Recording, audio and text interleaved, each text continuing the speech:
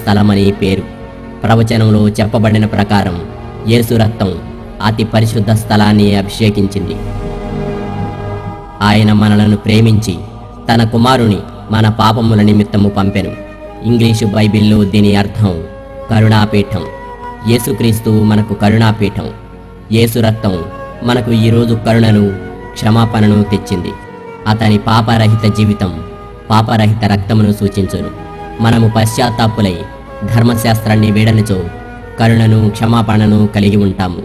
యాజకుడు కోడె రక్తము తన వేళ్లతో తీసి కరుణాపీఠము తూర్పు వైపు చిలకరించవలెను. వందల సంవత్సరాల తరబడి మేకల, కోడెల రక్తము తూర్పున చిలకరించబడింది. కరుణాపీఠానికి పడమటి దిక్కున ఈ కాలమంతా ఖాళీగానే ఉండెను.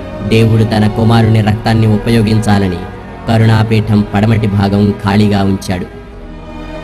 ఓ దేవా, నీ మార్గం పరిశుద్ధమైనది. మందసములోని కరుణాపీఠంపై గల క్రీస్తు రక్తం ద్వారా మనకు రక్షణ రావలసి ఉండెను. ఆది నుండి ఇది దైవ ప్రణాళిక. క్రీస్తు రక్తం నిబంధనలోని కరుణాపీఠాన్ని అభిషేకిస్తుంది. దాని క్రింద 10 ఆజ్ఞలు ఉంటాయి. ఇలా నూతన నిబంధన నెరవేరింది.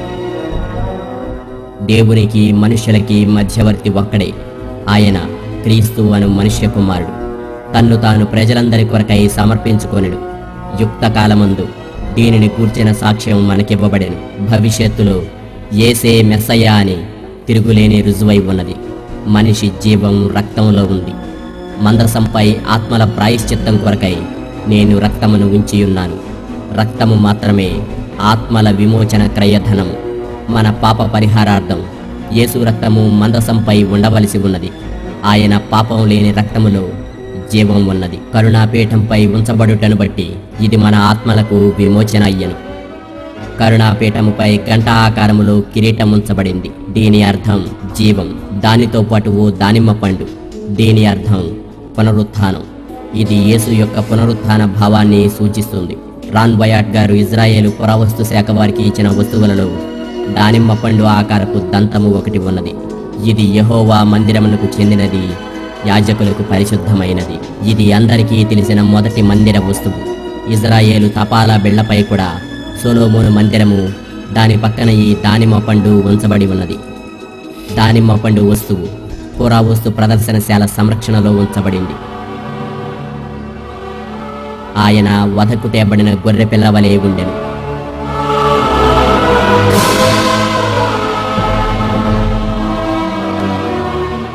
ఆయన మన అతిక్రమములకై గాయపరచబడెను, మన దోషములకై నలుగగొట్టబడెను. అయితే క్రీస్తు ప్రధాన యాజకుడిగా వచ్చాడు.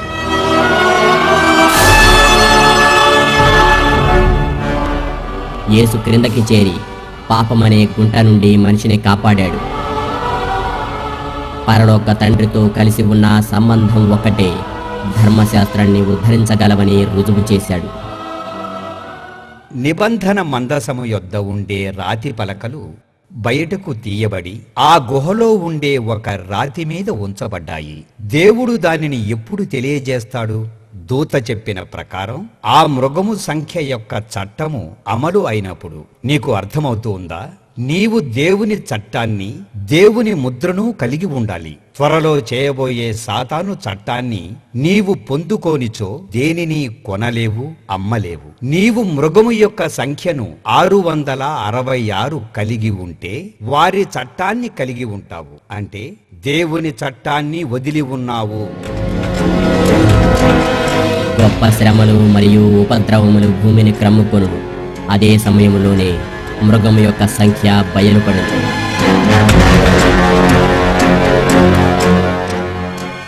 మన ఆత్మలకు సంబంధించిన యుద్ధములో చీకటి శక్తులు వెలుగు శక్తులతో పోరాడుచున్నవి. ఈ రోజులలో గొప్ప వివాదాలు నెలకొని ఉన్నవి. రానున్న రోజుల్లో ఆ మృగము యొక్క ముద్ర సమయములో ఇది బయటపడును. మృగము యొక్క ముద్ర చట్టపు సమయములో 2 రకాల ప్రజలు గుర్తింపబడుతురు. తప్పిపోయిన వారు మొదటి రకం. వీరు మృగము యొక్క ముద్రను పొందినందున రాత్రింబగళ్ళు సమయమనక మృగ విగ్రహాన్ని ఆరాధిస్తూ ఉంటారు. వాడి పేరును పొందుకున్న వారు మృగము యొక్క ముద్రను కలిగి ఉన్నారు. ఇక రక్షణ పొందిన వారు 2వ రకం. దేవుని ఆజ్ఞలను పాటించే వారి విశ్వాసం యొక్క సహనము ఎక్కడ ఆగుపించును. యేసునందున్న విశ్వాసమును బట్టి రక్షింపబడిన వారు మృగము ముద్ర యొక్క ఏలుబడితో కూడా దేవుని ఆజ్ఞలను మాత్రమే పాటించుదురు. వారు మృగము యొక్క ప్రభుత్వమును వెంబడించుటకు వ్యతిరేకించును, ఎందుకనగా అవి దేవుని ఆజ్ఞలకు వ్యతిరేకముగా ఉన్నవి. దేవుని చట్టానికి విధేయులగుటకు వారు పరిశుద్ధాత్మకు వారి జీవితములపై అధికారమునిచ్చిరి, తద్వారా వీటిని జయించిరి. నా ప్రజలారా, దానిని విడిచి బయటకు రండి, లేనిచో దాని పాపములలోనూ దాని రోగములలోనూ పాలు పొందుదురు. ప్రియులారా, నిబంధన మందసము కనుగొనబడింది. రాతి పలకలు అందుబాటులో ఉన్నాయి. దేవుడు నిర్ణయించినప్పుడు ఈ భూ ప్రజలకు తెలియజేయబడును. అప్పుడు వారిలో ప్రతి ఒక్కరూ దేవుని చిత్తము తెలుసుకుంటారు. తొందరలోనే మృగము యొక్క ముద్ర మరియు దాని పరిపాలన బలవంతంగా అమలుపరచబడతాయి. 10 ఆజ్ఞలలో ఏదేని ఒకటి తప్పుటకు మనుష్యులను బలవంతము చేయును, లేనిచో క్రయ విక్రయాలకు తావుండదు. విశిష్ట సంఖ్య గల క్రోమోజోముల పరిశోధన మరియు 10 ఆజ్ఞలు నోవాహు వడ వీడియో టేపులు ప్రపంచానికి చూపబడను. ప్రపంచ సువార్త వ్యాప్తికి ఇవి పరాకాష్ట. ప్రతివారు యేసులో పశ్చాత్తాపపడి క్షమాపణ పొంది పరిశుద్ధాత్మ ద్వారా 10 ఆజ్ఞలకు లోబడాలి, లేదా ఆ మృగపు ముద్ర వేయించుకొని తప్పిపోవాలి. భూమిపై ప్రతి ఒక్కరూ అవస్థలో ఉంటారు. కనుక దేవుని ద్వారా క్రీస్తు తన ప్రజలను పరలోక గృహానికి తీసుకుపోతాడు. నా నిబంధనను నేను రద్దుపరచను, నేను నా నోటి మాటలను మార్చను. ఆ ఘట సర్పము ఆగ్రహము తెచ్చుకొని దేవుని ఆజ్ఞలను గైకొనుచు యేసును గురించి సాక్ష్యమిచ్చుచూ ఉన్నవారైన ఆమె సంతానములో శేషించిన వారితో యుద్ధము చేయుచు బయలువెడలి సముద్ర తీరమును నిలిచెను.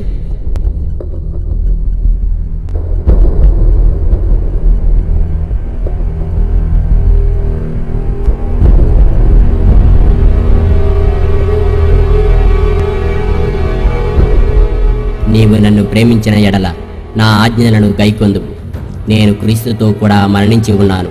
ఇక నివసించున్నది నేను కాదు, నా యందు క్రీస్తే. నేనిప్పుడు శరీరమున జీవించుచున్న జీవితము నన్ను ప్రేమించి నా కొరకు తన్ను తాను సమర్పించుకొనిన దేవుని కుమారుని యందలి విశ్వాసము వలన జీవించుచున్నాను. అప్పుడు మహాశ్రమ కలుగును. కనుక మీరు పారిపోవుట చలికాలమందైనను విశ్రాంతి దినమందైనను సంభవింపకుండా ఉండవలనని ప్రార్థించండి. లోకారంభము నుండి ఇప్పటి వరకును అట్టి శ్రమ కలుగలేదు, ఇక ఎప్పుడునూ కలుగబోదు.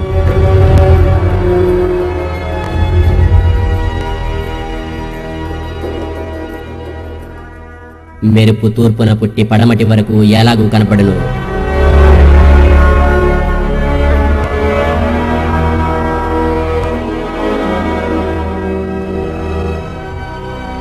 అలాగే మనుష్య కుమారుని రాకడయు నుండును.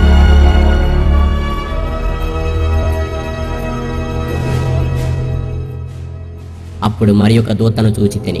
అతడు, మీరు దేవునికి భయపడి ఆయన మహిమపరచబడి ఆయన తీర్పు తీర్చు ఘడియ వచ్చెను. కనుక ఆకాశమును భూమిని సముద్రమును జలధారలను కలుగజేసిన వానికి నమస్కారము చేయుడి అని గొప్ప స్వరముతో చెప్పెను. వేరొక దూత మహోద్రేకముతో కూడిన తన వ్యభిచార మద్యమును సమస్త జనములకు త్రాగించిన ఈ మహాబబులోను కూలిపోయెను అని చెప్పెను.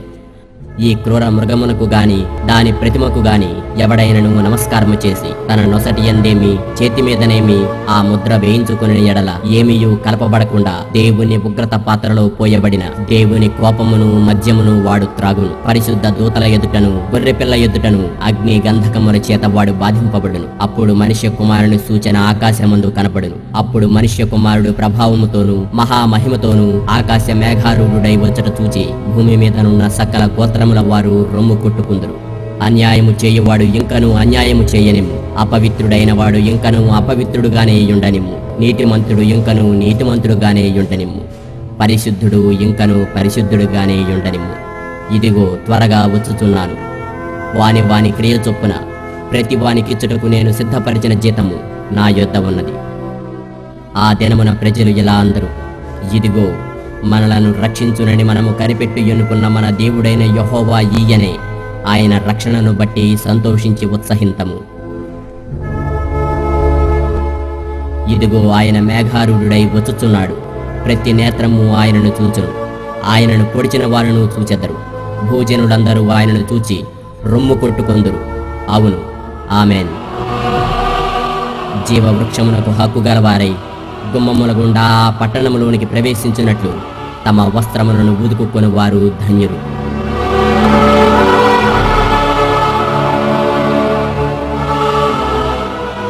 యేసయ్యా, నీకు వందనాలు. ప్రేమ యొక్క ప్రేమ, ఆ ప్రేమ యొక్క ప్రేమ నీవైనందుకు నీకు వందనాలు.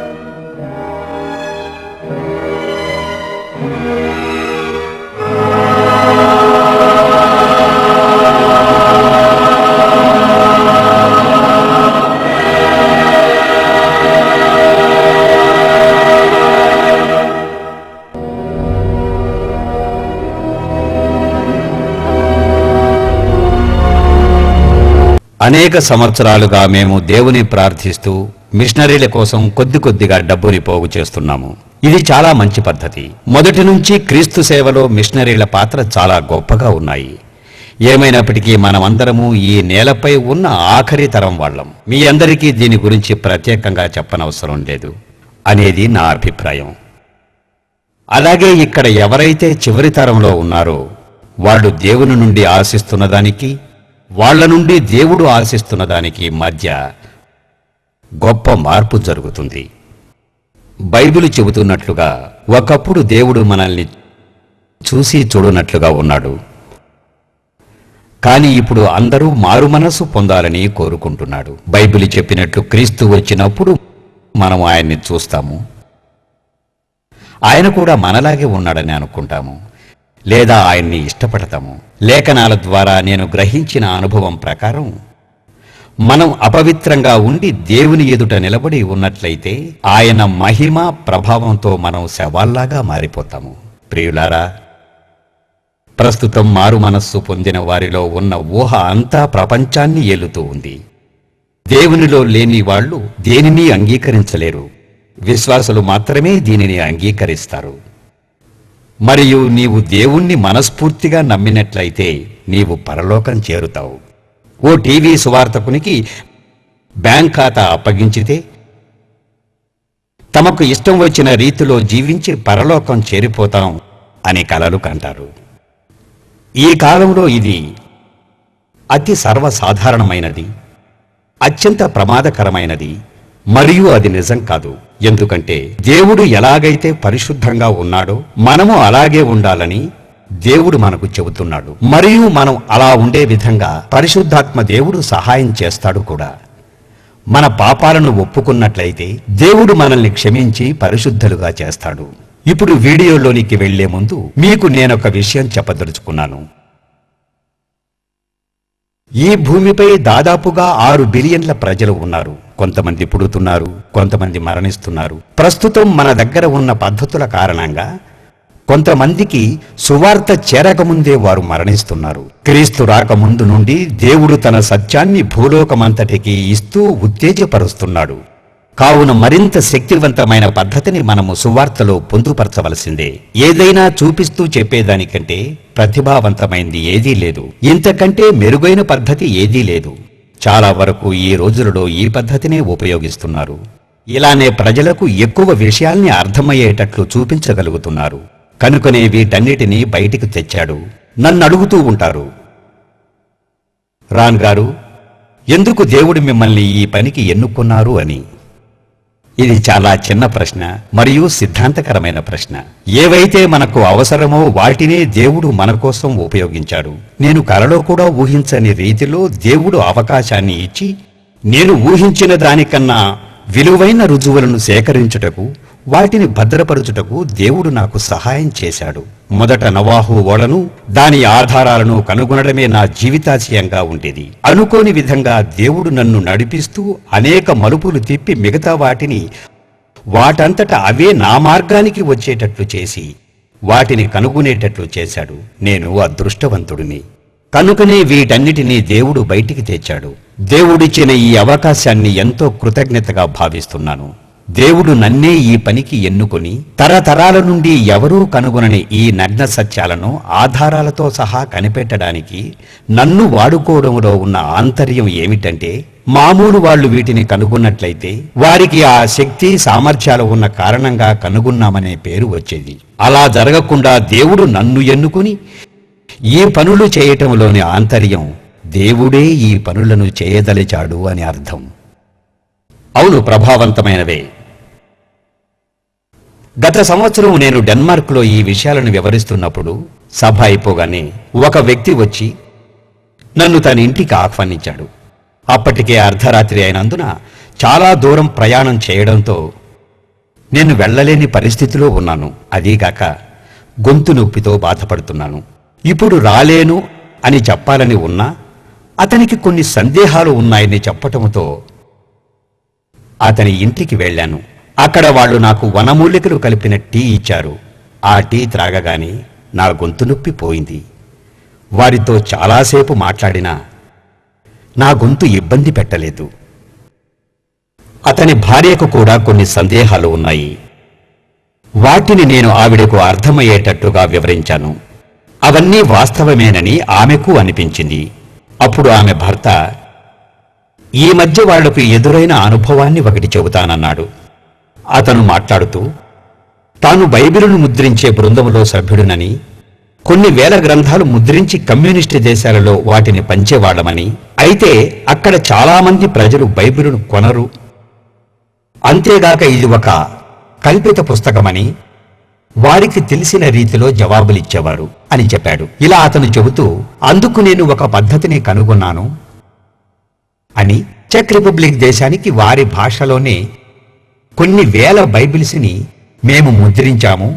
మేము అక్కడికి వెళ్ళి ఒక పెద్ద హాలును వాళ్ళ మేనేజ్మెంట్ సహాయంతో అద్దెకు తీసుకున్నాము అని చెప్పాడు. నా అభిప్రాయం, అతను వాళ్ళకి $100 చెల్లించుంటాడు. కొన్ని వేల మంది హాజరు అయ్యేటట్టుగా చూసుకుని ప్రచారం చేశారు. అది ఏమిటంటే, ఉచితంగా వీడియో చూపించబోతున్నామని మరియు ఉచితంగా బైబిల్ ఇస్తాము అనేది వాళ్ళ ప్రచారం. ఆ సభకు 14,000 మంది ప్రజలతో ఆ హాలు నిండి ప్రక్కన గోడల మీద కూడా ప్రజలు నిలబడ్డారు. వాళ్ళు బైబిల్ ఉచితంగా ఇవ్వటానికే సిద్ధమవగా ఆ సభకు వచ్చిన ప్రజలు, బైబిల్ మాకు వద్దు, అది ఒక కట్టుకథ, కేవలం వీడియో చూడటానికి మాత్రమే మేము వచ్చాము అని అన్నారట. మనమందరము వీడియో పద్ధతిని అనుసరించుటకు ఇష్టపడతాము. నాకు బాగా గుర్తుంది, నా చిన్నప్పుడు ఒక చిత్రము చూడటానికి ఎంత దూరమైనా వెళ్ళేవాడిని.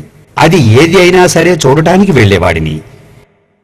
ఎందుకంటే అప్పుడు అంతా కొత్తగా ఉండేది.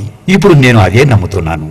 ప్రజలు కూడా ఈ పద్ధతికే తప్పకుండా స్పందిస్తారని, కనుక వాళ్ళకి ఆ వీడియో వారి భాషలోకి తర్జుమా చేసి చూపించగా, వీడియో చూసిన వెంటనే ప్రజలు ఎంతో ఇష్టముతో బైబిల్ తీసుకున్నారు. ప్రజలు ఏదైతే కట్టుకథ అని తీసిపారేశారు. కానీ 20 నిమిషాలు 30 నిమిషాలు అలా 1 గంట అవగానే వాళ్ళు మనస్సు మార్చుకుని దానిని వారు దైవవాక్కుగా భావించసాగారు. కావున ప్రియులారా, ఈ వీడియో మనల్ని చాలా ప్రభావితం చేస్తుంది. చెక్ రిపబ్లిక్నే కాదు, ప్రపంచాన్నే మార్చగల శక్తి ఈ వీడియోకి ఉంది. కొంతమంది విద్యావంతులు తప్పుదోవ పట్టిస్తూ ఇది ఒక కట్టుకథ అని చెప్పటంతో ఆ మాట విన్న కొందరు ఈ విషయాన్ని వేరే వారితో పంచుకోవడం లేదు. ఇందులో ఒక చమత్కారం కూడా ఉంది. ఇన్ని విషయాలు ఒకే ఒక్క మనిషి ఎలా కనుక్కోగలిగాడు అని. అందుకే ఇది అసత్యము అని పొరబడతారు. అందుకే ఇలాంటి వాటిని చూసి సమయం వృధా చేసుకోవద్దు అంటారు. అయినా చాలామంది బయటి వాళ్ల ద్వారా విని చూస్తున్నారో వారు ఖచ్చితంగా దీనిని నమ్మి వెళుతున్నారు. కరుణాపీఠం మీద ఉన్న యేసు రక్తమే అందరి రక్షణ కవచం. ఆది అంతమై ఉన్నది. దానికన్నా లోతైన విషయం ఏదీ లేదు. అందువలన మనము సత్యం తెలుసుకోవాలి అనే కాంక్షతో ఈరోజు దేవుడు వీటిని బయటికి తీసుకువచ్చాడు. ఈ విశ్వాసాన్ని మనం ఎప్పుడైతే బలపరుస్తామో ఆ రోజే దేవునికి సాక్ష్యంగా వాడబడతాం. ఇక్కడున్న హిందూ, ముస్లిం, సిక్కు, బౌద్ధ ఇతర మతాల సహోదరులు కూడా వారి వారి నమ్మకాలపై పెంచబడ్డారు. మనం అందరం ఎంతైతే విశ్వాసంతో పెరిగామో అలాగే వారు కూడా పెరిగారు. అలాంటి వారిని కూడా దేవుని వైపు మరల్చుటకు ఆ దేవుడే ఈ వీడియోని వెలుగులోకి తీసుకువచ్చాడు. బైబిల్ గ్రంథము ఓ పద్ధతిని, లేక దేవుడు బైబిల్ నందు ఓ పద్ధతిని కలిగి ఉన్నాడు.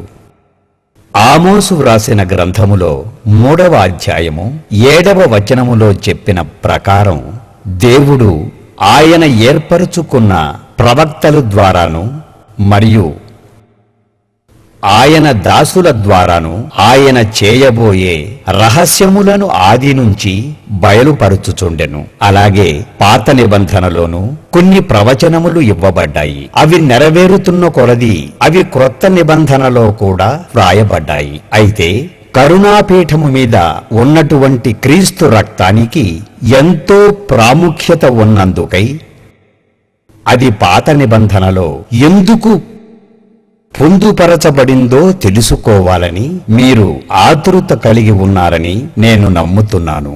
దానియేలు గ్రంథము 9వ అధ్యాయంలో 24వ వచనం ప్రకారంగా ప్రాథమికంగా 70 వారాలు మనుష్యుల మీద ఆధారపడి ఉంటుంది. ఇంకా ఏమి చెబుతుందంటే పరిశుద్ధ స్థలమును అభిషేకించుటకు,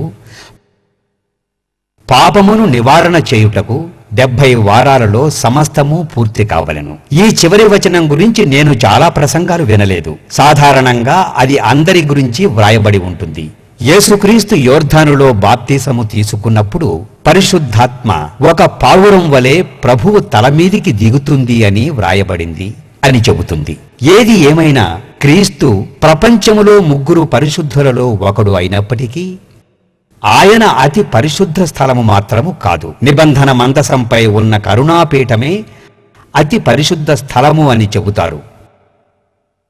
కావున అతి పరిశుద్ధ స్థలమున అభిషేకించడం అంటే అతి పరిశుద్ధ స్థలమైన కరుణాపీఠంపై ఎన్నో మిలితాలను కలిపి చేసిన అభిషేక తైలమును అనేక సంవత్సరాల తరబడి కరుణాపీఠమును అభిషేకిస్తున్నారు.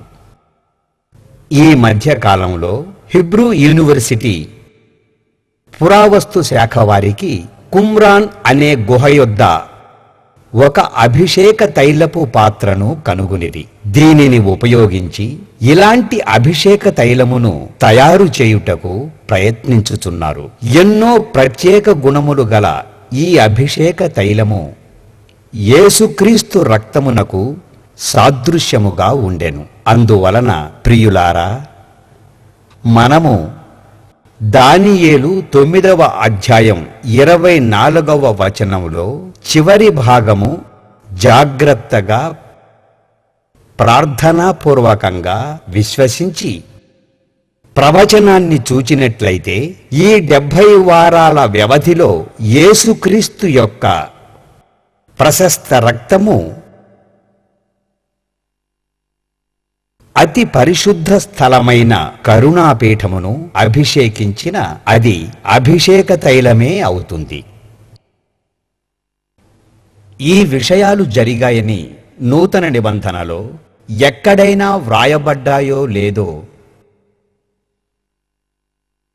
మొదటగా పరిశీలిద్దాం. మొదట యోహాను 5వ అధ్యాయంలో 7, 8, 9 వచనములలో ఇలా వ్రాయబడి ఉంది. మనం మొదట 7వ వచనమును పరిశీలిద్దాం. ఈ వచనం ప్రకారం పరలోకములో మన పక్షమున ఉన్నవారు ముగ్గురు, తండ్రి అయిన దేవుడు, వాక్యము మరియు పరిశుద్ధాత్ముడు. వీరు ముగ్గురు ఒక్కరే. 8వ వచనం ప్రకారం భూమిపై ముగ్గురు సాక్ష్యమిచ్చుచున్నారు. ఈ ముగ్గురు అనగా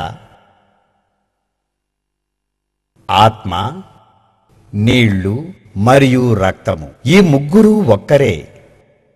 ఈ ముగ్గురు ఏకీభవించుచున్నారు. చాలా ప్రాముఖ్యమైన 9వ వచనం ప్రకారం చూస్తే మనము మనుషుల సాక్ష్యము అంగీకరించినట్లయితే దేవుని సాక్ష్యం మరీ గొప్పది మరియు బలమైనది. అది తన కుమారుణ్ణి గూర్చి ఇస్తున్న సాక్ష్యం. తండ్రి కుమారుణ్ణి గూర్చి, ఆత్మను గూర్చియు, నీళ్లను గూర్చియు, రక్తమును గూర్చియు ఇచ్చిన సాక్ష్యము మరియు ఈ మూడు ఒక్కటియే. మొదటి తిమోతి 2వ అధ్యాయం 5, 6 వచనములలో ఏమున్నదో పరిశీలిద్దాం. దేవుడు ఒక్కడే, దేవునికి నరులకు మధ్యవర్తి ఒక్కడే. ఆయనే యేసుక్రీస్తు అను మనుష్య కుమారుడు. సమయం ఆసన్నమైనప్పుడు ప్రజలందరి కొరకు తన్ను తాను బలిగా సమర్పించుకొనెను. దేవుని సమయం ఆసన్నమైనప్పుడు దేవుడే ఆత్మను గూర్చియు, నీళ్లను గూర్చియు, రక్తమును గూర్చియు రుజువుగా సాక్ష్యమిచ్చెను. ఇప్పుడు అదియే రుజువై ఉన్నది. ప్రియ స్నేహితులారా, నీవు నేను చరిత్రలో ఈ సందర్భాన్ని చూస్తున్నప్పుడు దేవుడు ప్రియకుమారుణ్ణి గూర్చి ఇచ్చే సాక్ష్యం ఏమిటంటే, కుమారుడైన క్రీస్తు సర్వ మానవాళి కొరకై చేసిన శిలువ మరణ యాగాన్ని బట్టబయలు చేయుచున్నాడు. ఇప్పటిదాకా వీటన్నింటినీ చూపించే ఆధారాలు ఎవరూ కనుగొనలేకపోయారు. ప్రపంచానికి దివ్య సందేశాన్ని ఇవ్వటానికే దేవుడు ఒక మనిషిని సన్నద్ధం చేస్తున్నాడు. 10 ఆజ్ఞల రాతి పలకను దేవుడు లోకానికి పరిచయం చేయగానే అందులో ఈ నిజాలన్నీ ప్రపంచానికి తెలియబోతున్నాయి. తద్వారా సొలొమోను మందిరం ఉపకరణాలు మరియు నిబంధన మందసం యొక్క విలువైన దృశ్యాలను ప్రపంచానికి స్పష్టంగా తెలియజేయబడతాయి. వేల లక్షల ప్రజలు వీటి అర్థమేమిటని అడిగేవాళ్ళు. ఇది అంతా దేని గురించి అని ప్రశ్నించే వాళ్ల వద్దకు దేవుడు ఈ దృశ్యాలను చూపించటానికి సన్నద్ధపరుస్తున్నాడు. జరగబోయే దానిని వివరంగా ఈ ప్రజలకు చెప్పడానికి దేవుడు నిన్ను నన్ను సిద్ధపరుస్తున్నాడు. దేవుడు చేయవలసిన పని త్వరలో ముగియుచున్నది. ఏది ఏమైనా నీవు నేను ఈ కార్యములో పాలు పంచుకోబోచున్నాము, లేదా దేవునికి అండగా నిలబడబోచున్నాము, లేకుంటే విడిచిపెట్టబడతాము. మన కోసం దేవుడు అన్నీ తీసుకువస్తున్నాడు. ఈ చివరి రోజులలో దేవుడు తన శక్తిని తెలియజేయబోతున్నాడు. ఆ పరిశుద్ధాత్మ శక్తి మనల్ని తొందరగా మరియు సంపూర్ణంగా అంగీకరింపజేస్తుంది. నేను బైబిల్ క్లాస్ ఇచ్చాను, శుభవార్తను చాటాను. అది నాకు ఎంతో ఆనందాన్ని ఇచ్చింది. మీరు కూడా నాలాంటి అనుభవం కలవారే. కానీ ఈ సత్యములో మనుషుల్ని ఒప్పించటానికి నెలల తరుబడి సమయం పట్టింది. అయితే నా అనుభవం ద్వారా చెప్పేది ఏమిటంటే, దేవుణ్ణి అంగీకరించని అన్ని కుల మతాల వారికి దేవుడు తన స్వహస్తాలతో వ్రాసిన 10 ఆజ్ఞల పలకల యొక్క వీడియోను ప్రపంచానికి చూపించే అవసరత ఎంతైనా ఉంది. ఇప్పుడు నేను మంచి చెడులను కూర్చి తెలిపే పరిశుద్ధ వాక్యమును గూర్చి మీతో పంచుకోవాలనుకుంటున్నాను. ఇంకా మృతుల స్థితిని గూర్చిన సమాచారాన్ని కూడా పంచుకోవాలి అనుకుంటున్నాను. బైబిల్ ఎంతో స్వచ్ఛముగాను స్పష్టముగాను ఉన్న దానిని ఎవ్వరూ అర్థం చేసుకోలేదు. ఎప్పుడైతే ఈ వీడియో చూపించామో వారు చాలా త్వరగా దీనిని అర్థము చేసుకొనుట నాకు చాలా ఆశ్చర్యాన్ని కలిగించింది. అందుకే ప్రభువు సెలవిచ్చుచున్నాడు, శక్తి చేతనైనను బలము చేతనైనను కాదు, నా ఆత్మ ద్వారానే దీనిని జరిగింతును అని. కనుకనే ఎవరైతే పరిశుద్ధాత్మకై వారి హృదయాలను తెరుస్తారో వారిని ప్రభువు రక్షిస్తాడు. ఒకవేళ సిద్ధపాటు లేని వారైతే, వారు ఎంత తెలివైన వారైనా సరే ఈ సత్యం వారు తెలుసుకోలేరు. దేవుని పని చేయుటకు నీకు నాకు మనందరికీ బాధ్యత కలదు. ఒకవేళ దేవుని కోసం నీవు నేను ఉపయోగపడకపోతే మన చుట్టూ ఉన్నవారు పరలోకం ఎలా పొందుకోగలరు? ఒక్కసారి ఆలోచించు. ఊహించుటకే ఎంతో భయంకరంగా ఉంది కదూ.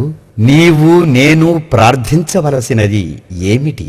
ప్రార్థించవలసిన అనేక ముఖ్యమైన విషయాలు మరచి కేవలం నీ గురించి నీ కుటుంబం గురించి మాత్రమే ప్రార్థించుచున్నావా? నేను కూడా నీలాగే కేవలం క్రైస్తవ కుటుంబముగా జీవించుటకు సంవత్సరముల తరబడి ప్రార్థనలో పోరాడి తిని, అయినా ఫలితం శూన్యం. ఆత్మల భారము కలిగి ఉండుటకు ప్రార్థించి తినో, నా ప్రార్థన మారెను, నా జీవితము మారెను. నేను రక్షణ కోసం సుదీర్ఘ ప్రార్థన మానితిని. ఇంకా ఇప్పటికీ నా కుటుంబం గురించి ప్రార్థిస్తాను. నేను యేసు నామములో అడిగేవి మాత్రం ఎవ్వరూ తప్పిపోకుండా వారికి నమ్రతతో దయతో పరలోకం చేర్చుటకు నన్ను సిద్ధపరచమని ప్రార్థిస్తాను. అంతేకాకుండా ఏ ఒక్కరూ తప్పిపోకుండా ఉండుటకు దేవుడు నన్ను ఎలా వాడుకున్నా సరే నేను సిద్ధముగా ఉంటాను. ప్రియ స్నేహితులారా, నీవు కూడా ఇలాంటి ప్రార్థన చేయాలని కోరుతున్నాను. నిన్ను నీవు చూసుకొని ప్రార్థించుట కన్నా పరలోకములో తప్పిపోయిన వారి గురించి ప్రార్థించుట ద్వారా అనేకులను రక్షించి నీవు పరిపూర్ణమైన దేవుని స్వభావాన్ని కలిగి ఉంటావు.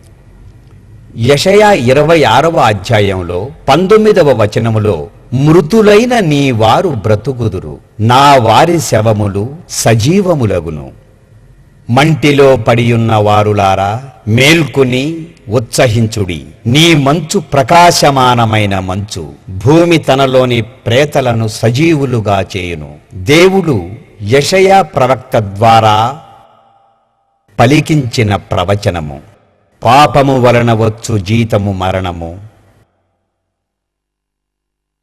అందువలన అందరూ పాపము చేసినందున అందరికీ మరణము సంప్రాప్తమాయను. ఈ భూమి మీద పుట్టిన ప్రతి మనిషి, స్త్రీ మరియు పసివారు, ఇంకా పుట్టబోయేవారు కూడా ఈ మరణపు శిక్ష క్రిందకే వచ్చారు. మనము మరణాన్ని తప్పించుకోలేనప్పుడు కుమారుడైన క్రీస్తు స్వయముగా ముందుకు వచ్చి మనకు రావలసిన మరణ శిక్షను తనపై వేసుకుని శిలువపై మనందరి కొరకు మరణించాడు. క్రీస్తు తేబోయే ఈ విమోచన కోసం జంతు బలులపై ఆధారపడిన మన పూర్వీకులు సైతం దీనికోసం ఎదురు చూశారు. విమోచన కోసం సాదృశ్యంగా అర్పించేవన్నీ కరుణాపీఠంపై యేసుక్రీస్తు కార్చిన రక్తం ద్వారా సంపూర్ణం చేయబడ్డాయి. దాని ఫలితంగా సార్వభౌముడైన దేవుడు తన దివ్య ప్రేమ ద్వారా మనల్ని రక్షించటానికి ఏమి చేయాలని ఆశించాడో దాని అంతటినీ సంపూర్ణంగా మన కోసం నెరవేర్చాడు. అందువలన నిరీక్షణ లేని చోట జీవం చిగురించింది. క్రీస్తు రక్తం కరుణాపీఠం మీదుగా ప్రవహించింది. మృతులు అయిన వారు తిరిగి లేస్తారు అని పాత నిబంధనములో వ్రాయబడింది. అది మత్తయి 27వ అధ్యాయం 50-53లో ఉన్న లేఖనం ద్వారా నెరవేరింది. క్రీస్తు మరలా కేక వేసి ప్రాణం విడిచెను. దేవాలయపు తెర పైనుండి క్రిందికి అడ్డంగా చిరిగెను. భూమి వణికెను. బండలు బద్దలాయెను. సమాధులు తెరవబడెను. నిద్రించిన పరిశుద్ధులు అనేకులు లేచిరి. దీని అర్థం ఏమిటంటే, యేసు మరణించిన 3వ రోజు తిరిగి లేచాడు. ప్రభువు లేచాడు గనుకనే పరిశుద్ధులందరూ లేవగలిగారు. చాలామందికి ఇది కనిపించింది. దీనర్థం దేవుడు యేసుక్రీస్తు యొక్క బలిని అంగీకరించాడు. ఆయన చచ్చిన వారిని కూడా బ్రతికించగలడు. ఆయనను నమ్మిన వాళ్ళు ఎవరు అయితే మరణించారో వారిని కూడా బ్రతికించి సజీవులుగా మార్చగలిగాడని మనము నమ్మటానికి ఇది బలమైన ఆధారం. స్నేహితులారా, దేవుడు వీటన్నిటినీ చూపించి చెప్పుటకు మనకు దయచేశాడు. అందువలన ఇతరులు తొందరగా విశ్వసించుటకు మనము వారితో వీటిని పంచుకోగలము. అబద్ధములు చాలా పెరిగెను. కుయుక్తితో కూడిన కట్టుకథలు. వీటి ఆధారంతోనే సాతాను 3వ వంతు దేవదూతలను తన వశం చేసుకున్నాడు. అయితే సత్యమును ప్రేమించు వారిని దేవుడు రక్షిస్తాడు. ప్రభువు ఇలా సెలవిస్తున్నాడు: వారు సత్యమును దేవుణ్ణి ప్రేమించుటలేదు కనుక దురాత్మను వారిపైకి పంపుచున్నాడు. కావున ప్రియులారా, దేవుని తెలుసుకొని సత్యాన్ని ప్రకటింతుము. అలా కానిచో మనం కూడా వారిలాగానే మోసగింపబడతాము. ఇది తప్ప మనకు వేరే మార్గం లేదు. దేవుడు సత్యం కోసం మనకు అప్పగించిన పనిని పూర్తి చేయడానికి మనము సిద్ధంగా ఉండవలసిందిగా మీ అందరినీ హెచ్చరిస్తున్నాను. ప్రతి సందేహానికి మించిన ఆయన ప్రేమను మనకు అందించెను. ఆయన మన కోసం పరలోకమును వదిలి ఇక్కడికి వచ్చాడు. మనము యేసయ్యతో మాట్లాడటానికి ఇదే సరియైన సమయం. నేను ఏదో ప్రసంగం చేస్తూ ప్రభువు నిన్ను పిలుస్తున్నాడు అని చెప్పడం లేదు. నీవు ప్రశాంతంగా కారు నడుపుతున్నప్పుడు, క్షేమంగా ఇంటికి వెళుతున్నప్పుడు, పరలోకములో ఉన్న మన తండ్రి అయిన దేవునికి నీకోసం ఆయన చేసిన దానికి కృతజ్ఞతలు చెప్పవలసిందిగా వేడుకుంటున్నాను. ఎలాగంటే, నిన్ను తీసుకుని సత్యం కోసం వాడుకోమని వేడుకోవాలి. నీవు ఇతరులను రక్షించుటకు వాళ్ళు దేవుణ్ణి నమ్మేటట్లుగా నన్ను ఉపయోగించుకోమని అడగాలి. ఇప్పుడు మీరు అడిగే ప్రశ్నలకు జవాబులు వెనక భాగంలో మొదట మీరు చేయెత్తారు. చెప్పండి. రాన్ గారు, మీరు మందసం ఫోటో తీసినప్పుడు అది రాలేదు. నా ప్రశ్న ఏమిటంటే, నిబంధన మందసం యొక్క ఛాయాచిత్రము ఎప్పుడైనా మీరు తీస్తే వచ్చిందా? మంచి ప్రశ్న. మా దగ్గర మంచి ఛాయాచిత్రాలు ఉన్నాయి. 10 ఆజ్ఞల రాతి పలకలు అందరి దర్శనానికి పెట్టినప్పుడు మేము చూపిస్తాము. ఈ సంవత్సరమే అది జరుగుతుందని నేను తలంచుచున్నాను. అప్పుడు నేను మంచి ఛాయాచిత్రాలు తీయలేకపోవుటకు కారణం, ఆ సమయమున నేను గుహ నుండి బయటికి వచ్చి ఎవరినైనా కేక వేసి పిలిచి మంచి ఛాయాచిత్రాలు తీసి చూపించేవాడిని. కానీ నేను చేయవలసింది అది కాదు. దేవుడు నా నుండి దానిని కోరడం లేదు. అందుకే నేను ఛాయాచిత్రములు తీయటకు దేవుడు అనుమతించలేదు. అయితే రానున్న జన్మలలో మీరు కొద్దిగా ప్రయాణం చేసి కొంత దూరం వెళ్ళగలిగితే దేవుడు సొంతంగా తన వ్రేలితో వ్రాసిన 10 ఆజ్ఞల పలకలను మీరు చూడవచ్చును.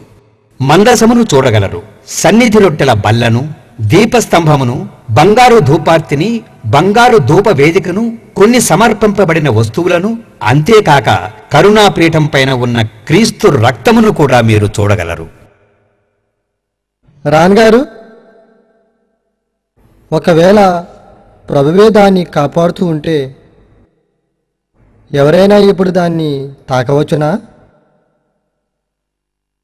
అందరూ తాకవచ్చని నేను అనను. నేను నమ్మేది ఏమిటంటే, ఒకవేళ నీ ఉద్దేశాలు దేవుడే నీకు కలగజేసినట్లయితే నిరభ్యంతరంగా తాకవచ్చు. మీకు తెలుసు మంచితనం మనలో లేదని. దేవుడు ఇవ్వకుండా మనకు మంచితనం రాదు. దాన్ని దేవుని దగ్గర నుండి తీసుకోవటానికి ముందు మనం ఇష్టపడాలి. మనం చేసే ప్రతి పాపం, అంటే మనం తెలిసి చేసిన పాపాన్ని, తెలియక చేసిన పాపాన్ని రెండింటినీ క్షమించమని దేవుడిని ప్రార్థించినట్లయితే ఫలితం ఉంటుంది. అయినా మన మంచి దేవునికి మురికి గుడ్డతో సమానం. కావున ఈ ప్రపంచంలో దేవుడు మనకు చెప్పని వాటిని చేసినట్లయితే మనకు నరకమే మిగులుతుంది. ఎవరైతే యేసుక్రీస్తు రక్తములో మరియు ఆయన నామములో ఎవరు కడగబడతారో వాళ్లే దానిని తాకగలరు. అంతకంటే ముందు దేవుడు చెప్పింది మనము పాటిస్తున్నామా లేదా అన్నది ముందు మనకు తెలియాలి. లేవి క్రమములో ఉంటున్న లేవీయులు దానిని ముట్టినప్పటికీ క్షేమం కలుగుతుందని చెప్పలేము. దావీదు మందసం తీస్తున్నప్పుడు అది క్రింద పడుతుంటే ఉజ్జియా దానిని తాకితే మరణించాడు. ఇజ్రాయేలు ప్రభుత్వం నిబంధన మందసం దగ్గరకు 6 లేవీయులను పంపారు. మందసాన్ని తీసి మందిరం నిర్మించేదాకా దానిని సురక్షిత ప్రదేశానికి తరలించాలని, తిరిగి ఆగిపోయిన రక్తబలులను ప్రారంభించటానికి వారు అలా చేశారు. కాని వాళ్ళు ఆ గుహలో ఉన్న మందసమును చేరకముందే నరాలు చిట్టి చనిపోయారు. అందువలన మంచి ప్రవర్తన లేకపోతే మందసాన్ని తాకటం సాధ్యం కాదు. వారు ఎలాంటి వారైనా సరే, ఏ వంశము వారైనా సరే ఇక్కడ కుదరదు. రాన్ గారు, అది ఎక్కడ కనుగొనబడింది? సరి అయిన స్థలమని చెప్పుటకు నాకు అనుమతి లేదు. అయితే నేను కనుగొన్న దగ్గర మాత్రం నిబంధన మందసం ఖచ్చితంగా ఉంది. మీరెప్పుడైనా దాన్ని ముట్టుకున్నారా? నేను మందసములో ఉన్న 10 ఆజ్ఞల రాతి పలకలను బయటికి తీయుచుండగా అనుకోకుండా నేను నిబంధన మందసమునకు తగిలితిని. దీనిని నేను బయలుపరచకూడదు. కాని దేవుడు తాను చేయునది ఒక ఉద్దేశము కలిగి చేస్తాడు. నేను వెతుకుతున్నది నేను కనుగొన్న వెంటనే బయటికి తేవాలని నేను అనుకోలేదు. అది ఓ 90 అడుగుల సొరంగ మార్గము. నేను ఆ సొరంగం తవ్వటము ప్రారంభించినప్పటి నుండి 90 అడుగులు త్రవ్వితిని. అనగా భూమికి 45 అడుగులు క్రింది భాగమున నిబంధన మందసము ఉండెను. ఏది ఏమైనప్పటికీ అప్పటి పరిస్థితులను బట్టి నేను మందసమును బయటికి తీయలేకపోయాను. నేను ఉండే హోటల్లో $300 కూడా చెల్లించలేని పరిస్థితిలో ఉన్నాను. నా పరిస్థితులు ఎలా ఉన్నప్పటికీ ఇతర పరిశోధనల కన్నా ఎక్కువ రుజువులు చూపించగలిగితిని. దీనిని దేవుడు మరుగు చేయుటకు ఒక ఉద్దేశము కలిగి ఉన్నాడు. ఆ సమయం వరకు, ఆయన సిద్ధపాటు వరకు మనం వేచి చూడాల్సిందే. ఆధ్యాత్మిక నడిపింపు అని చెప్పుకుంటూ ఈ రోజుల్లో అనేకులు టీవీలలోనూ ఇతర బహిరంగ ప్రదేశాలలోనూ మనకు కనబడతారు. అందులో అనేకులు రాన్ యాట్ గారు ఒక గొప్ప అబద్ధాల కోరు, అసలు అతను నిబంధన మందసమునే కనుగొనలేదంటారు. ఇంకా అతను టర్కీ దేశము కూడా వెళ్ళలేదు అంటారు. ఇక్కడ మీరు ఒక విషయం అర్థం చేసుకోవాలి. నేను అటువంటి వాళ్లను కాని అస్సలు పట్టించుకోను. ప్రస్తుతం పురాతన వస్తు శాస్త్ర ఉద్యోగులు మీరు కనుగొన్న వాటిని గురించి ఏమంటున్నారు? మీరు కనిపెట్టిన విషయాలు అర్థవంతంగా బైబిల్ అనుసరించి ఉన్నప్పటికీ అది నమ్మశక్యం కాదని అంటారు, ఎందుకు? మేము కనుగొన్నవి సత్యం, నిజం. అవి ఆధ్యాత్మికంగా వివేచన గలవి. మరియు ఒక నిబంధన మందసము తప్ప మిగతా అనేక సమర్పింపబడిన వస్తువులు, వాటన్నిటికీ రుజువులు మేము ఇజ్రాయేలు పురావస్తు శాఖకు అప్పగించాము. మా దగ్గర అన్ని సాక్ష్యాలు ఉన్నాయి. వారికి కూడా తెలుసు అవి కనుగొనబడ్డాయని. ఇప్పుడు ఏమి చేయాలో తెలియని స్థితిలో ఇజ్రాయేలు దేశం ఉన్నది. ఈ మధ్య కాలంలో పిరమిడ్ల గురించి ఓ డాక్యుమెంటరీ సినిమా, వాటి నిర్మాణం గురించి చూశాం. అయితే మీరు చెప్పింది చాలా వివేచనతో కూడుకున్నది. మీకు మా ధన్యవాదాలు. కొందరు పురావస్తు శాస్త్రజ్ఞులు మేము కనుగొన్న వాటిని నమ్ముచున్నారు, అయితే కొందరు నమ్మరు. ప్రియ స్నేహితులారా, కొందరు మేము నోవాహు ఓడను కనుగొనలేదు అంటారు. వారు ఏమన్నప్పటికీ, వారి ఉద్దేశాలు ఏమైనప్పటికీ సత్యాన్ని ఎవ్వరూ మార్చలేరు కదా. వారు ఆషెను పట్టణాలు అగ్నిగంధక సల్ఫర్ గోళీలతో నిండి ఉన్న మైదానాలు అని నమ్ముతారు. అయితే అవి మాత్రం దేవుడు అగ్నిగంధకాలతో కాల్చిన గొమెర్రాయని రాన్ యాట్ గారు చెప్పుటకు రుజువులు లేవంటారు. ఏది ఏమైనప్పటికీ ఆదికాండం 10వ అధ్యాయములో 19వ వచనములో ఇలా ఉంది: యోర్ధాను లోయ ప్రాంతములో మైదానాలు ఉత్తరము నుండి దక్షిణానికి ఉంటాయని మనకు సమాచారం అందుతుంది. ప్రభువు ముందుగానే తెలియజేసినందుకు ఆయనకు ముందుగా నా వందనములు. పరిశుద్ధాత్మ నడిపింపునకు ఒప్పుకోని వారికి సత్యం చాలా భయంకరంగా ఉంటుంది. సత్యానికి విధేయత చూపని వారికి సత్యం దూరమైపోతుంది. మీరు చెప్పండి సార్. రాన్ గారు, ముస్లింలు, ఇస్రాయేలీలు, గ్రీక్ సనాతన ప్రజలు మరియు క్యాథలిక్లు డోమ్ ఆఫ్ ద రాక్ పై ఆధిపత్యానికి ప్రయత్నిస్తున్నారు. ఈ తెగల మధ్య పోరాటాలు ఎందుకు జరుగుతున్నాయి? మానవ మేధస్సుకు అందని రీతిలో దేవుడు తన కార్యములను జరిగించుచున్నాడు. ఈ విషయాలన్నిటి చుట్టూ దేవుడుంటాడు. ఏది ఏమైనప్పటికీ స్నేహితులారా, ఇంకా కొంతకాలము తర్వాత భూమి మీద ఉన్న అన్ని సంస్థల సంఘాల నాయకులు, అన్ని చర్చీల సంఘాల నాయకులు ఏకమై రానున్న దినాలలో ఇజ్రాయేలు చేరే అవకాశం ఉంది. ఈ సంవత్సరం గడిచిన తరువాత వారు పోపుతోనూ, దలైలామాతోనూ, ఇంకా ఇతర సంస్థల అధిపతులతోనూ పోగై వారి మధ్య ఉన్న తారతమ్యాలు తీసేసుకుని ఏదో ఒక విధముగా వారు మృగము యొక్క ముద్రకు అనగా సాతాను కోడ్ 666కు మార్గం ఏర్పాటు చేసుకుంటారు. నేను తొందరగా ఓ 2 వచనాలు మీతో చెప్పనివ్వండి, ఆపై మనం ముందుకు వెళ్ళొచ్చు. మలాకీ 3వ అధ్యాయం 6వ వచనములో, నా నిబంధనను నేను రద్దుపరచను, నా పెదవుల నుండి వచ్చిన దానిని నేను నెరవేర్చక మానను అనెను. ప్రతి ఒక్కరితోనూ ఈ 2 వచనాలు చెప్పాలి. అప్పటికీ వారు వినక సాకులు పలుకుతూ ఉంటే పరిస్థితులు ఏమైనప్పటికీ వారిని వదిలివేయాలి. ఇక్కడో 2 ముఖ్యమైన విషయాలు ఉన్నాయి. ఒకటి, వారు వినరు. రెండవది, వారు సిద్ధపడి లేరు. ఆ రెండింటిలో ఏదో ఒకటి అయి ఉంటుంది. కనుక నేను దానిని వదిలివేయమంటున్నాను. ప్రతి ఒక్కరికి ఒక అవకాశం ఇవ్వాలి అనుకుంటున్నాను. మీరు చెప్పండి. ఇజ్రాయెల్ ప్రభుత్వానికి మందసం గురించి తెలియజేసినప్పుడు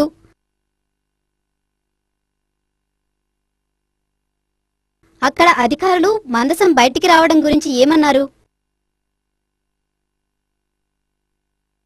నేను చేయునది ఇజ్రాయేలీయులతో పంచుకున్నప్పుడు చచ్చేంత సంతోషించారు. అయితే వాటి పరిణామాలను తలంచుకుని బెంబేలెత్తిపోయారు. ఎందుకనగా నిబంధన మందసము ఒకవేళ ప్రజల దర్శనార్థం ఉంచితే యూదులు అనేకులు అక్కడి మసీదును కూలగొట్టి మందిరాన్ని నిర్మిస్తారు. ఒకవేళ అలా చేస్తే మహమ్మదీయులందరూ పరిశుద్ధ యుద్ధాన్ని ప్రకటించి అందరినీ చంపడం ప్రారంభిస్తారు. ఇదే పెద్ద సమస్య.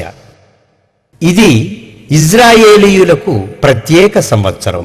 3000 సంవత్సరాల క్రితం దావీదు ఈ యెరూషలేమును పట్టుకుని ఇజ్రాయేలీయుల ముఖ్య పట్టణముగా చేసుకొనెనని నమ్ముతారు.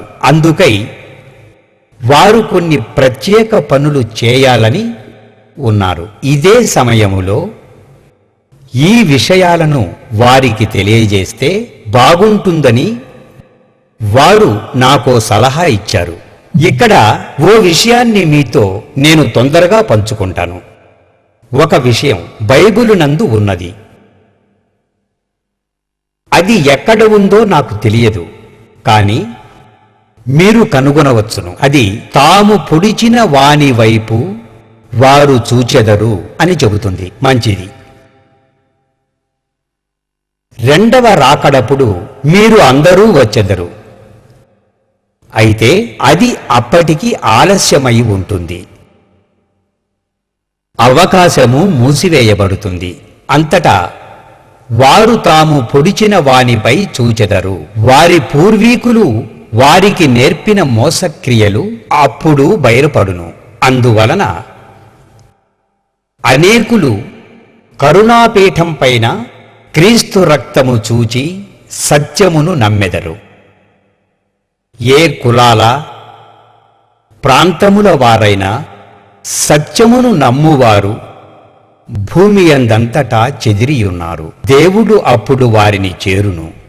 వారు కూడా యేసుకు స్పందించి రక్షణ పొందుతారు. ఇది ఒక నిర్ణయింపబడిన ఒప్పందము. మన భాగము మనము చేయునట్లు దేవుడు అనుమతించాలి. నిబంధన మందసం యొక్క మంచి ఛాయాచిత్రాలున్నాయా? మా వద్ద అన్నీ సిద్ధముగానే ఉన్నాయి. అయితే మేము చూపించటానికి దేవుడు అనుమతించలేదు. ఎప్పుడైతే దేవుడు అనుమతిస్తాడో అప్పుడు ప్రపంచమంతా చూపించటానికి సిద్ధముగా ఉన్నాము. మీరు చెప్పండి. రాన్ గారు, షకీనా మహిమ ఇంకా మందసంపై ఉన్నదా? షకీనా మహిమ గురించి ఒకవేళ తెలుసుకోవాలనుకుంటే యెహెజ్కేలు 10వ అధ్యాయం 11వ వచనం ప్రకారం యూదుల నుండి దేవుడు తన మహిమను వెనక్కు తీసేసుకొనుచున్నాడు. ఆమోసు 3వ అధ్యాయం 7వ వచనం మరియు ఆయన తన దాసులైన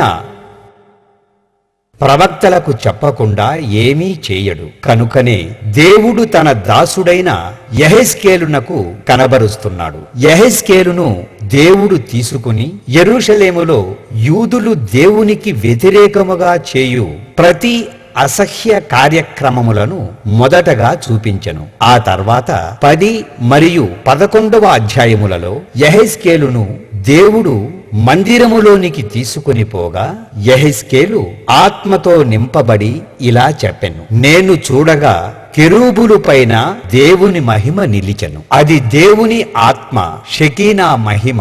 అర్థము చేసుకోగలిగితే ఆ మహిమ షకీనా మహిమ.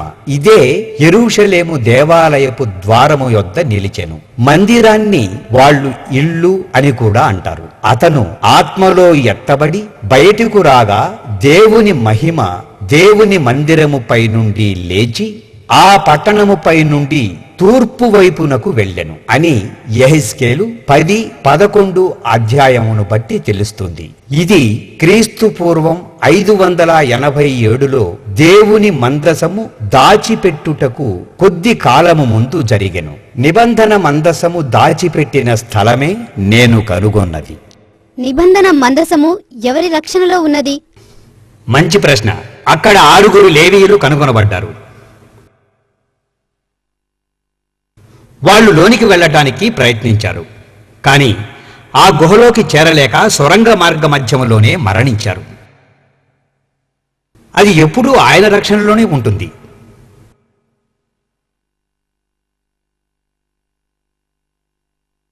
రాన్ గారు, రక్తం గురించి మాకు తెలుపుతారా? మనందరము 46 క్రోమోజోములు కలిగి ఉంటాము.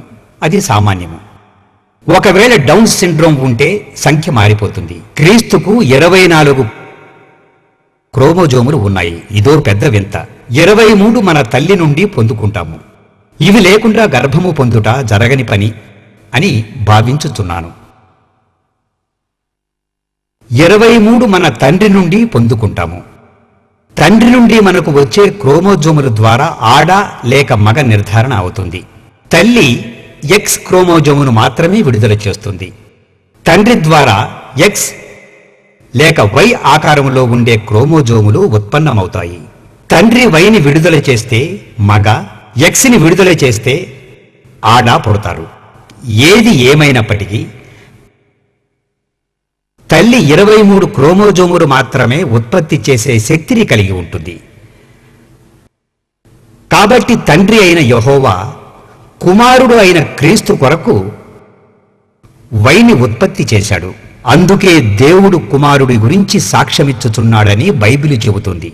దీనిని నీవు తగు సమయమందు చూస్తావు. మీలో కొందరు ఇప్పటికే గమనించారు, ఎక్కడైనా చచ్చిన రక్తములో జీవముంటుందా? క్రోమోజోమ్స్ను వెతకగలమా? ఇప్పుడు మీరు ఒక వచనాన్ని గుర్తుకు తెచ్చుకోవాలి. నీ పరిశుద్ధుణ్ణి పాతాళం నుండి విడిచిపెట్టవు, కుళ్ళు పట్టనీయవు. ఈ వాక్యం యేసు శరీరం గురించి ఇలా వ్రాయబడిందని అనుకునేవాడిని. అది నేడు రక్తం గురించి కూడా వ్రాయబడింది. రక్తం ఎండిపోయింది, అయితే అది చావలేదు. సాధారణ సెలైన్తో మేము దానిని మిళితం చేసిన వెంటనే అందులో జీవం ఉండెనని తెలుసుకుంటిమి. అవును, ఇజ్రాయేలీయులకు నిబంధన మందసము కనుగొనబడిందని తెలుసు. అయితే ఈ సత్యాన్ని మరుగు చేయుటకు బయట దీనిని గురించి స్వచ్ఛమైన సత్యాన్ని కలుషితం చేయుటకై కొన్ని కథలు వ్యాప్తిలో ఉన్నాయి. ఒకటి, అది నెబో కొండపై కనుగొనబడిందని, ఇంకొకటి ఇథియోపియాలో కనుగొనబడిందని కథలు ఉన్నాయి. అది క్రీస్తు సిలువ వేయబడిన ప్రదేశంలో కనుగొనబడింది. మీరందరూ దీనిని గుర్తిస్తున్నారు. నాతో ఉన్న ముగ్గురు వారు నిజాయితీగా సత్యాన్ని చెప్పారు అని నేను నమ్మలేదు. వారు అక్కడి అధికారులకు లొంగి సత్యాన్ని చెప్పలేకపోయారు. ఇప్పుడు అందరూ అడిగిన ఓ ప్రశ్న, ఇజ్రాయెల్ ప్రభుత్వం నిబంధన మందసం కనుగొనబడిందని నమ్ముతూ ఉందా?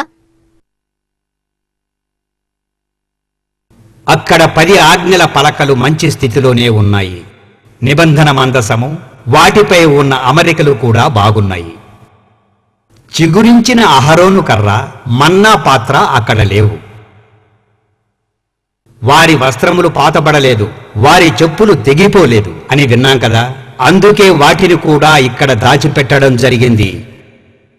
రాణ్ గారు, రాతి పలకలు ఏ ఆకారంలో ఉన్నాయి? మీ ప్రశ్న గోల్కతా కొండ కింద ఉన్న నిబంధన మందసములోని 10 ఆజ్ఞల రాతి పలకలు ఎలా ఉన్నాయి అనే కదా. రాతి పలకలు ఏ ఆకారంలో ఉన్నాయి? మీరు నన్ను క్షమించాలి, దానికి కారణాలు మీతో పంచుకుంటాను. మీ అందరికీ తెలుసు 10 ఆజ్ఞల రాతి పలకలు నిబంధన మందసములో అమర్చబడ్డాయి అని. నిబంధన మందసము పెద్దదేమీ కాదు. ఏది ఏమైనప్పటికీ మీరందరూ ఎక్కడెక్కడి నుంచి వచ్చారో నాకు తెలుసు, నేను అర్థం చేసుకోగలను. ఒక విషాద సన్నివేశాన్ని 10 మంది చూచిన తరువాత వారిని ఎవరన్నా ఆ విషయం అడిగితే 10 రకాలుగా వారి ఆలోచన చొప్పున వాళ్ళ ధోరణిలో చెప్పుతారు. ఇది సర్వసాధారణం. కనుక నేను వాటి గూర్చి మీకు ఇప్పుడు చెబితే మీరు వాటిని చూడలేదు కనుక వాటిని మీరు ఊహించుకుంటారు. ఆపై కొద్ది కాలానికి అంతా మరిచిపోతారు. రాన్ యాట్ గారు ఇలా చెప్పారు, అలా చెప్పారు అని చెప్పడం మొదలు పెడతారు. అందుకే నేను అలా చేయదలుచుకోలేదు. మేము ఆ గుహలో ఉన్న రాతి పలకలను బయటికి తెచ్చినప్పుడు మీలో కొద్ది మంది మీరు చెప్పినది ఒకటి, ఇక్కడ ఉన్నది ఇంకొకటి అని అడుగుతారు.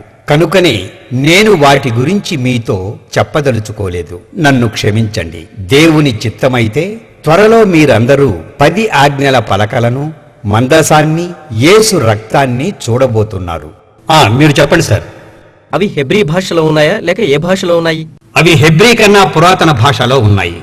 అప్పుడు వాటిని మేము చదవలేకపోయాము, కానీ చదవగలిగే స్థితిలోనే ఉన్నాయి.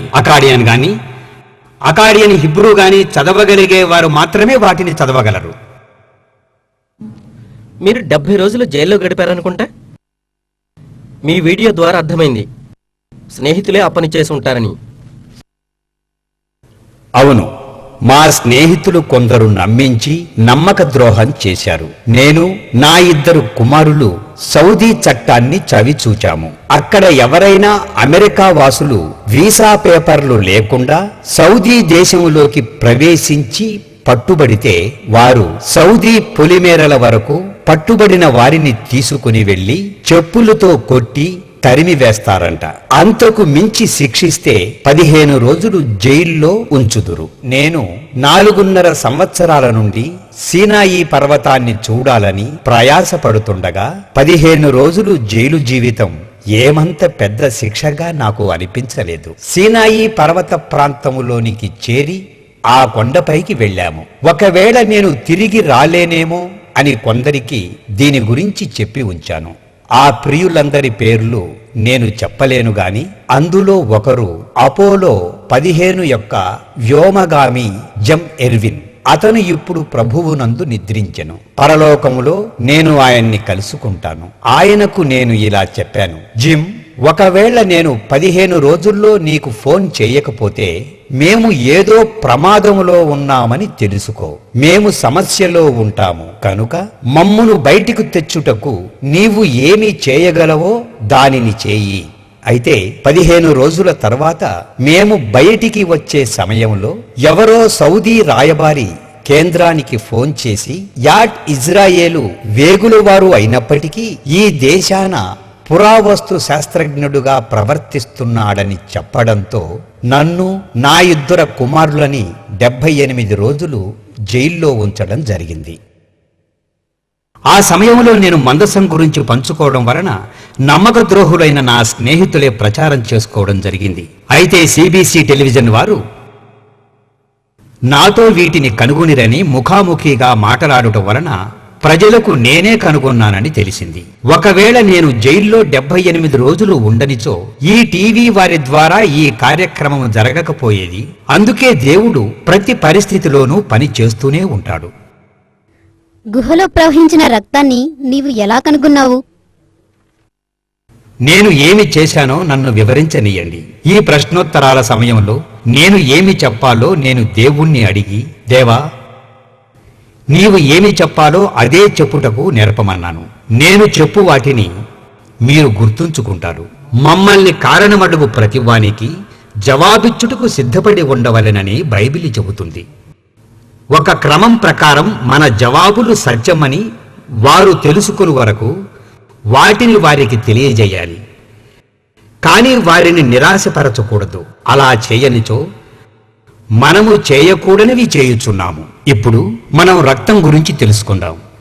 యేసయ్య చనిపోయినప్పుడు భూకంపం వచ్చి పర్వతములు బద్దలై బండరాళ్లు పగిలాయి. రాయి కంటే 8 రెట్లు గట్టివైన సున్నపు రాయి సైతం చీలి దాదాపు అర్ధడుగు వెడల్పు దారి పైనుండి క్రిందకు ఏర్పడింది. ఈ సున్నపురాళ్లు మట్టిలాగా ధూళిలాగా రక్తాన్ని పీల్చుకోవు. కనుకే యేసయ్యను చివరిగా బల్లెపు పోటుతో పొడిచినప్పుడు కారిన రక్తం సరాసరిగా చీలిన సొరంగం గుండా కారి మందసంపై పడింది. ఆదివారం యేసు సమాధి నుండి లేచినప్పుడు పరలోకము నుండి దూత వచ్చి అడ్డురాయి దొర్లించెను. అప్పుడు పెద్ద భూకంపం కలిగెను. మరలా యేసు సమాధి నుండి లేచినప్పుడు పరలోకము నుండి దూత వచ్చి అడ్డురాయి దొర్లించెను. అప్పుడు పెద్ద భూకంపం కలిగెను. అందువల్ల పగిలిన బండరాళ్లు తిరిగి మూసుకుపోయెను. క్రీస్తు శకం 70వ సంవత్సరమున పట్టణము నాశనము చేయబడినప్పుడు ఈ ప్రాంతమంతా కూడా చెత్తా చెదారాలతో గుట్టగా వేయబడింది. సంవత్సరములు గడిచిన కొద్దీ అనేక భూకంపాలకు లోనై మళ్లీ కొద్దిగా ఈ చీలిక ఏర్పడింది. నేను దాన్ని కొలుచుటకు పైభాగము నుండి ఒక స్టీలు బద్దను పెట్టి లోపలికి పంపగా నేను నా స్నేహితుడు దానిని చేయుచుండగా నా మదిలో మెరిసిన తలంపుకు అనుగుణంగానే ఆ బద్ద కింది వరకు ప్రక్కలు తగలకుండా వెళ్ళగలిగను. అప్పుడు నా మనస్సుకు తట్టినది వాస్తవమని గ్రహించితిని. ఈ తలంపు నాలో ఉండుట వల్ల ఎంతో జాగ్రత్త వహించితిని. ఎన్ని సందేహాలు ఎదురైనా ఒక సమయంలో అన్నింటికీ జవాబులు ఉంటాయి. ఇదే మంచి సమయం. ప్రియులారా, జ్ఞాపకముంచుకోండి, దేవుణ్ణి ఆయన కుమారుని రక్తనామమును అడగండి. ఎవరో ఒకరిని పరలోకం పంపటానికి, విధేయతతో ఇతరులతో పంచుకోవటానికి, ఇతరులపై ఆసక్తి కలిగి ప్రభువు కోరిన దాంతో వారికి విన్నవించటానికి శక్తినివ్వమని అడగండి. అలా అడగకపోతే వాళ్ళు పరలోకం ఎలా చేరతారు? ప్రపంచములో ఎంతో సంపద దాగి ఉంది, చెప్పలేనంత కోట్ల కోట్ల బంగారము. అలాంటి వస్తువులను కనుగొనటానికే దేవుడు ఒక పరికరాన్ని మనకు అనుగ్రహించి ఉన్నాడు. ఏది ఏమైనప్పటికీ అది ఒకరిని కూడా పరలోకం తీసుకెళ్లలేకపోతే చేసినదంతా వృధానే అవుతుంది. అందువలన జ్ఞాపకం ఉంచుకోండి, మనము ఒక్కరినైనా పరలోకం పంపగలిగే జ్ఞానాన్ని సంపాదించలేకపోతే మనకున్న జ్ఞానమంతా వ్యర్థమైనట్లే. సమయాన్ని వృధా చేయవద్దు. చరిత్రలోని ఈ చివరి రోజుల్లో ఎన్ని సత్యాలు నేర్చుకున్నా గాని ప్రత్యక్షంగా ఒక్కరినైనా రక్షించలేకపోతే జ్ఞానమంతా వృధా అయినట్లే. మీకు ధన్యవాదాలు. దేవుడు మిమ్మల్ని రక్షించుగాక.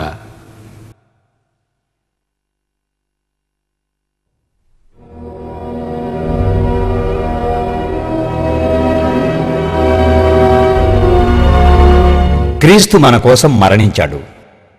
అందుకే మనము విమోచింపబడ్డాము. యేసుక్రీస్తు నామమున మరియు ఆయన రక్తమున కడుగబడి ఆయన దగ్గరకు రాగలుగుతాము. అందుకే ప్రకటన 22వ అధ్యాయం 14వ వచనంలో చెప్పిన ప్రకారం ఒకరోజు మనము ఆయన ఆజ్ఞలను పాటించినందుకు గాను పరలోక ద్వారములోకి ప్రవేశించి నిత్య జీవవృక్ష ఫలములు భుజించుటకు పిలువబడతాము. ప్రియ స్నేహితులారా, పాప పరిహారం చేయబడింది. త్వరలో దేవుడు నిర్ణయించిన సమయాన మీ అంతట మీరే ఆధారాలు చూస్తారు. మీరు